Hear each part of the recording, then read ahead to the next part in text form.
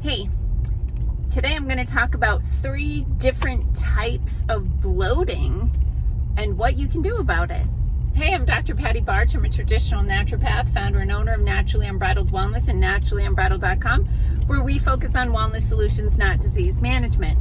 This is Down the Ridge with Dr. Patty, where I give you 7 to 10 minutes of holistic life and wellness information on my way to work. It's not medical advice. It's for entertainment purposes only. Nothing I say is true. Don't listen to me.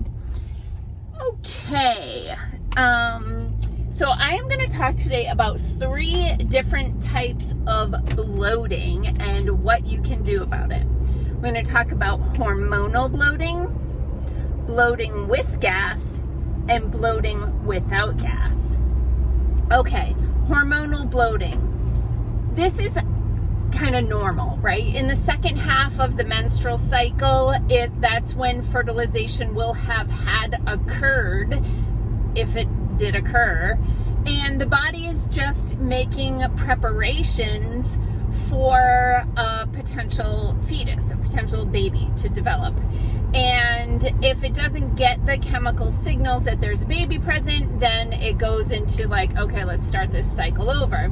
But during that second half of the cycle, while your body is kind of anticipating, am I getting the signal on, about fertilization or not?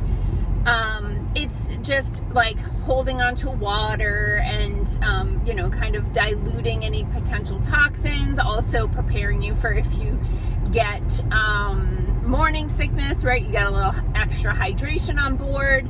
So that's kind of normal. If it's excessive, then we can look at certain things to balance hormones. My favorite place to start with hormone balancing is with the liver. And so what I typically will recommend is a product, it's powder, called Hepatogest, Hepata. Hepata means liver. So this is Hepatogest. It's a liver detox. And typically, people only need to do 1 or 2 containers. In some cases, like people have high toxin exposure, long-term exposure to birth control or synthetic hormones, we may need to do longer-term liver detox, but just to get people making some progress, typically 1 or 2 containers, which is 1 or 2 months, is sufficient.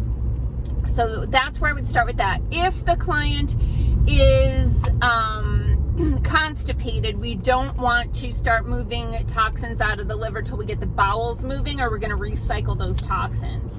So I might start people on Natural Colon Clear, another product that I use from that same Physica Energetics line of products, and I want to get their bowels moving before I start dumping toxins out of the liver. So I might add that for a few days first, get stuff moving, and then bring in the Hepatogest. Okay, bloating with gas. So bloating with gas is a form of dysbiosis. Dysbiosis just means you have an imbalance of microorganisms in your digestive tract. Fermenters, yeast, create a lot of gas. So we know that yeast are used in beer making, and the byproduct of the yeast eating the sugars in the malt or whatever it's called, the byproduct is twofold. It's carbon dioxide, bubbles, and alcohol. So if you have yeast overgrowth in your digestive tract, excuse me, you're probably craving sugar, and because those microbes can only eat sugar, and they are going to be yelling at you to eat more sugar so that they can eat. And then, like I said, the byproduct is going to be gas and, carbon dioxide gas and alcohol. So the bloating, the gas is the result of the fermentation. That's the bubbles that the yeast would make in beer making. And then, of course, if you have yeast overgrowth, and every time you eat carbohydrates, they are turning that into gas and alcohol, a lot of people with candida overgrowth will develop something called non-alcoholic fatty liver disease. And that's because you're basically drinking all day long, as the yeast in your digestive tract and beyond your digestive tract, they actually can get into the interstitial areas as well. And so it's a big deal, right? So you want to make sure that you get your microbiome back in balance. If that gas is particularly foul, then we know there's probably some bacterial disruption as well, some bad microbes in there, just creating chaos. And the last thing is bloating without gas. So not hormonal bloating, not bloating with gas, but just like this bloated feeling of this belly that just doesn't seem to go down. Having a bowel movement doesn't seem to make a difference. You don't pass gas, but you can't really figure out why you've got this like distended belly, bloated feeling. And this can be due to parasites.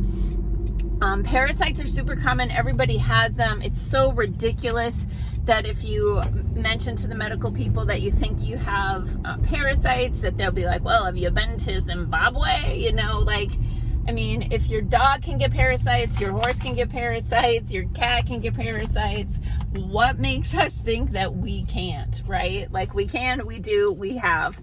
So, we want to, obviously parasites are detrimental. Like, it's normal to have some, like everybody has some, but if they get out of control, the definition of a parasite is it's detrimental to the host. It causes problems. So they're depleting people of nutrients. They could be making you have chronically low ferritin, right? We see this a lot where people get their blood labs run and they're like, oh yeah, I always have low iron and low ferritin.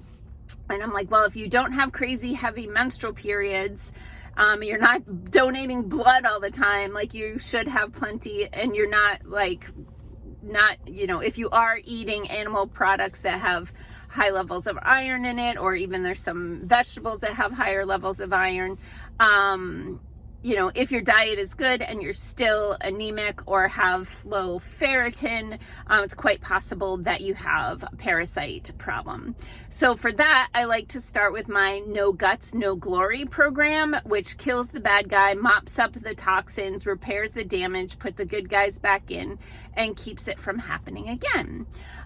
It's a very comprehensive program. There are some parasites that need different type of approach, but typically I'll start with the No Guts, No Glory program because it is so comprehensive. It does work on the yeast overgrowth. It does work on a lot of different types of parasites. And then if we still have issues after that, I'm going to go into some other products to support that. So I got to run. I got to get to the gym. Peace out, peeps. Have a healthy day.